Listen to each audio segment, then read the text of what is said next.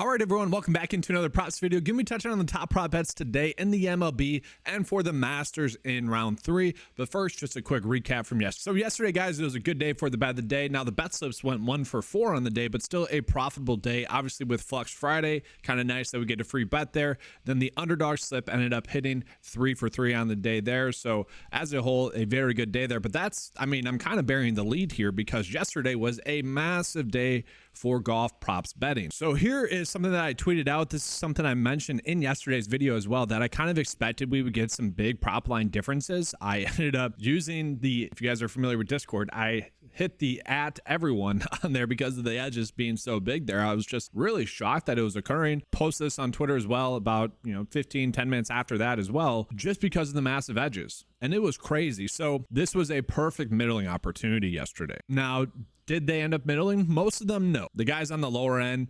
Xander, Matt Fitzpatrick, Cam Smith, where they were getting a 1.5 for a prop line difference, did end up hitting on PrizePicks as well. So doing this, it was relatively a bad day on PrizePicks, but not terrible. Some of them hit. And then on Underdog, every single one hit. Every single one. And it was a crazy, crazy big day by doing that. Obviously, if you just all those hitting, that's crazy. And that was something I mentioned in this video. I mean, here's just an example of just one of them. Like I said, all of them hit. I went pretty heavy. And that's the nice thing about golf props betting. So when I'm going through the golf prop bets basically right now, and let's do that, just know that these certainly can change throughout the day. Like that should almost be part of the expectation. So yesterday, PrizePicks correctly adjusted for the weather, I would say so, and just the course was playing a little bit more difficult as the day progressed, and so that's where we were able to get that massive edge on Underdog. Now maybe Underdog, because of that, they end up flip-flopping, like they become a little bit more progressive with their lines, and we start to get an edge there. So I do want to call it does seem like we are getting some pretty good edges on some prop bets right now on PrizePicks. So Danny Willett for under 74 for his strokes is decent. This is one where if you guys play on DraftKings Pick 6, you could also run out separate slip for him over. His strokes is at like 72.5. That's a decent kind of double up that you can do there. And it was also it's a pretty good day with Pick 6 as well because of all the edges that we were getting. It was just a crazy day for PGA. And this is something that has happened twice now thus far this season. Now, the other time it happened, we were able to hit a middle, which was awesome. So this is like the second best day yesterday was of the season. But let's look at some prop line difference because that is where we typically just get the biggest edges. And so right now, I still don't mind the idea of doing these 3 middles that we have here, guys.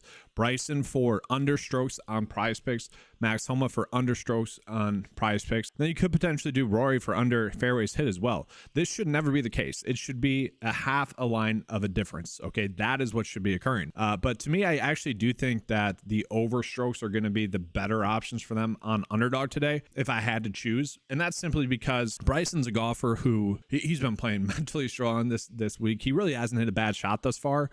Both of what him and Max Homa are doing thus far, I wouldn't say is shocking in a 2-round sample, but if they continue this for 2 more rounds, that to me would be shocking given the fact that they haven't played well at the Masters just yet. Now, I believe both of them are making their 3rd start here, which I don't want to get too much into the data, but basically after like your 3rd start at the tournament, which is just 3 years in a start is playing at the tournament. And so this is their 3rd time each. You typically see the data says that golfers tend to play better in that 3rd year. But that being said, I mean, it's a clear difference. It shouldn't be a half a stroke difference. So if you want to bet both of these, do it on both. Like you would have to bet it on both sides and just hope that obviously they hit on one side. But that's the approach I would go with right now. I do want to call out a couple of birdie or better matchups. So in round 1, we saw that Scotty Scheffler for over birdies or better was one of the best prop bets that we were getting on the day for over birdies or better against Rahm, for Scotty to get more birdies, and then Rory as well for him to beat Rory. So those are going to be the 2 best prop bets that we are currently getting today as well.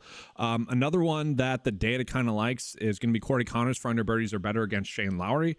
And then another one, Minwoo Lee for under birdies or better against JT Poston. JT Poston is expected to play well in round 3, whereas Minwoo Lee is just kind of a shoulder shrug option in that sense. So I could get behind those 2. I just won't go crazy with it. Like that's just more if you're looking for some action. That's your way to get there. Guys, don't touch VJ Singh. I probably should just create a filter to take him off of the board today. Haven't. Real quickly, I do want to get into some underdog props as well, because I do think we are getting some decent edges there as well for the Masters. So I already touched on some of these on the 9 to 5 Golf YouTube channel. If you guys want more of a deep dive into just golf in general, check that out. Had a very good week there. If you guys play PGA DFS, 19 for 21 in terms of the player pool making the cut. The 2 players that missed the cut on the number, and they're both 2 players that were flyers. Like, you wouldn't go crazy with them as plays. So very good week thus far. But looking at the lines that we are getting right now, guys, kind of a sort of way to hedge that Ming-Woo Lee under birdie or better matchup against JT Poston would be to maybe potentially bet his over birdies or better on underdog. You know, that's a half for a prop line difference. The one that I like the most is actually like Tiger for over his fantasy score, and then also Adam Scott for over his fantasy score as well. I think the tournament's going to play slightly easier today, so I think that's the route I want to go. If you guys want to bet Corey Connors for under his strokes, I do like that one as well. This has since been bumped down slightly from yesterday, from what the line was yesterday evening, but I think that's the route I want to go.